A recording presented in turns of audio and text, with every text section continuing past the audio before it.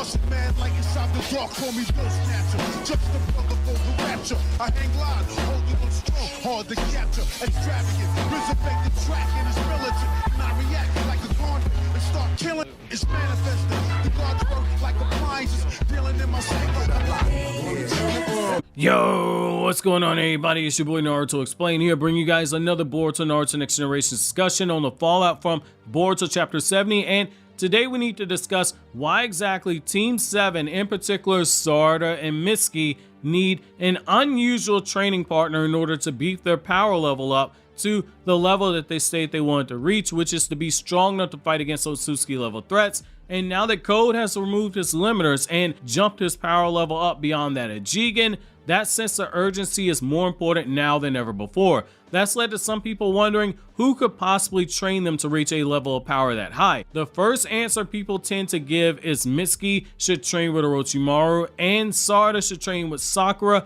so their respective parents can beef up their power levels and pass down their long arsenal of jutsu, which I don't disagree with, but I want to take things a step further.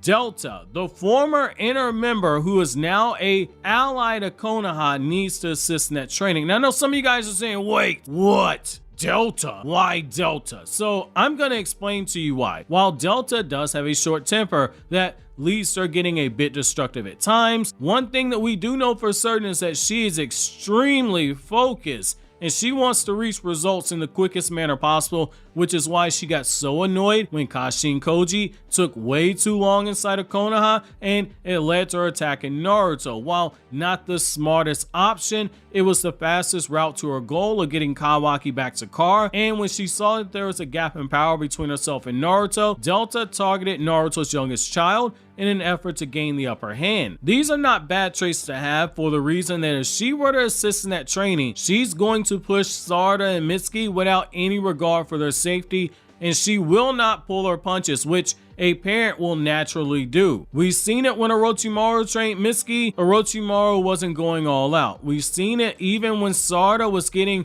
her chakra control training from Sakura. Sakura still withheld a considerable amount of her power. Sakura is only fighting her in her base. While it's been 13 years since she last used her Byakugo seal, as a reminder, 3 years worth of chakra being stored in that seal when fully unleashed gave Sakura more chakra than one of Naruto's 2 6-pass chakra mode clones, which was something that was stated in Naruto's manga. So 13 years worth of chakra is a lot of boosts to have stored up. Sakura didn't even tap into a small portion of that power when she trained Sarada. Instead, she only kept fighting her in base.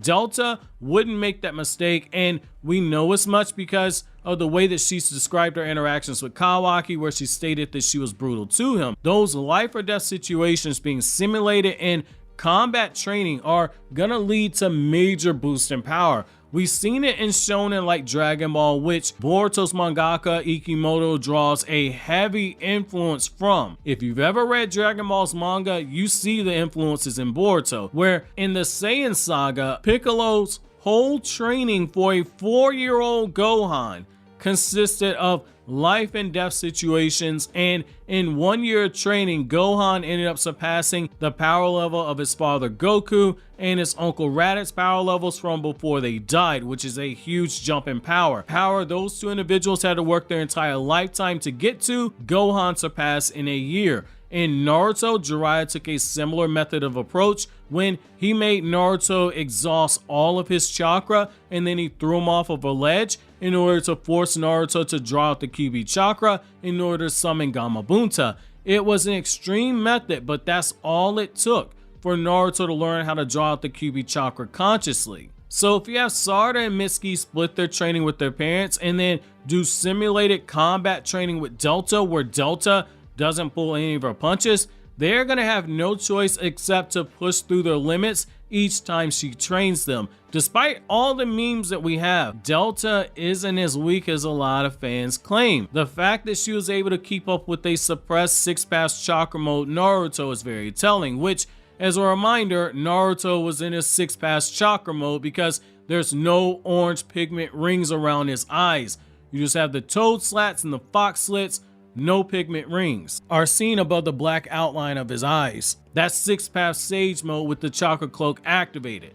Truth seeking orbs are not a sign that Naruto's in Sixth Path's chakra mode. However, even while suppressed, Naruto in that mode is still stronger than 99.99% of the current ninja population. Though fights in Boruto are scaled down on purpose, Boruto era Naruto, who had access to Sixth Path's chakra mode, if you drop him in the Shippuden War, he's going to absolutely demolish everybody, including Madara with 2 Rinnegan and the Rinne Sharingan and God Tree Absorb. Saying otherwise is to say that you're stuck in 2017 when Naruto Shippuden was still a thing. Now, getting back to it, training with somebody of that caliber is going to be your best bet into leveling up as quickly as possible. Again, given how much Ikimoto draws inspiration from Dragon Ball, is the idea Sarada and Mitsuki go on the route of Piccolo during the Artificial Human Saga, which this current arc of Boruto has a lot of inspiration from. Is it really that crazy to say? In Dragon Ball, when Trunks came from the future to warn about Dr. Gero's cyborgs, making it known that they were Super Saiyan killers, the prospect of people like Piccolo leveling up to a power level from weaker than Frieza to being at a power level well beyond a Super Saiyan was something that seemed outrageous. However, 3 years of training with Goku, a literal Super Saiyan who refused to hold back in their training, forced Piccolo's body to evolve to a point where, despite not being a Saiyan himself, his power level had entered that Super Saiyan tier of power due to extreme training that went on for 3 years. Having Sarada and Mitsuki train in that manner with Delta is going to push them up to that tier. In fact, the fact that Boruto's Kages trained specifically with the intention to fight Otsutsuki level threats during their 15 years of training is gonna look like child's play, given Sarada and Mitsuki have a higher ceiling than those same Kages. If Kawaki does end up defecting, and even if he doesn't, the fact that Code's body is outfitted with ninja tech like Delta gives them the opportunity to fight somebody with those same body modifications. The ninja tech inside of Delta's body allows her to transform her limbs into weapons. It also allows her to increase her speed by turning her feet into jet rockets, and her eyes are also able to absorb any jutsu and fire it off in a manner where it's twice as strong as before. She's literally been mechanically enhanced to provide the same similar fighting powers of Karma, but with limitations, since her eyes can be overloaded with too much chakra. Karma allows you to absorb and fire back jutsu stronger, just like Delta's eyes. Code and Kawaki using the ninja tech just like Delta does, that's going to be a benefit to them when they train. The combat experience that they gain from fighting Delta for 2 to 3 years is going to be insane in terms of pushing their power levels forward. Is it enough to beat Code, who's stronger than Jigen? That's going to depend on how quickly they surpass Delta in their base form before any Sage mode and Sharingan amps that they would get on top of it. Delta being the last inner member right there, who's also an ally to Konoha, allows them for a first-hand opportunity to get the training that's also important to spur the growth that's needed to fight the threats ahead. In order to not get left behind, their base power level is going to have to surpass that of the car inner members, or else the multipliers they get from Sage mode and advanced Sharingan or Byakugo Seal, it won't make any type of a difference. However, if you're still not convinced on how fast characters can progress, you want to check out these other videos you see on the screen right now.